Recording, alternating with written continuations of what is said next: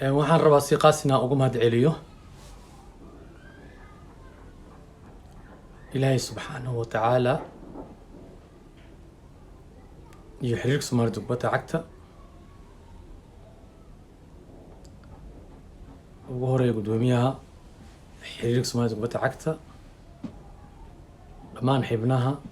guddiga fulinta qaybta futsal ugu horeeya gudoomiyaha futsalka gudoomiye Dr. Yusuf Xuseen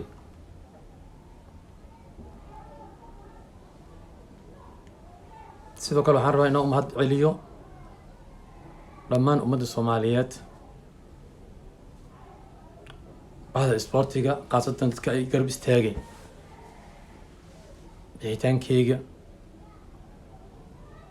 maxaa yeelay boqolkiiba boqol duco ayaa layla daba taagnaa maho inta ii duceynaysay inta ku faraxsaneed dhammaan waa u mahad celinaa laakiin waxaan rabaa inaan u mahad celiyo dhammaan ummadda Soomaaliyeed khaasatan familkeyga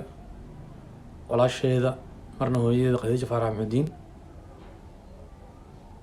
oo runtii kaalin weyn ka qaadatay sawootinteeda iyo soo laabashadeeda saasoo kale wiilkeyga Maxamed Cabdullaahi Maxamed Yaris kaalin weyn ka qaatay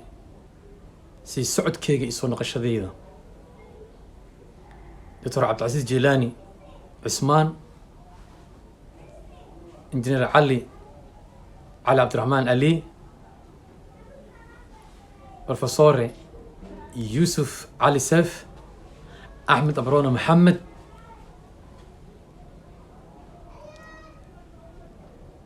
iyo dad badan oo maaragtay hal iyo labo aan dhihi karin oo ayagana aan rajaynayo insha Allah oo kamid yahay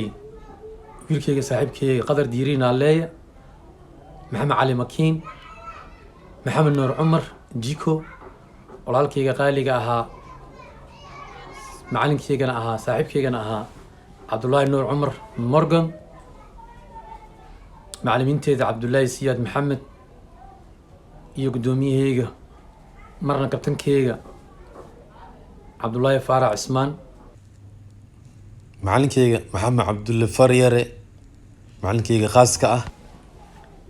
Cismaan Cabdiqaadir Shiiqay saaxiibkeyga qaaliga ahaa dad badan oo waxaa jiro runtii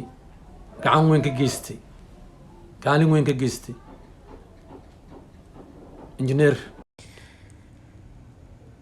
injineerkeena injineer Maxamed Cumar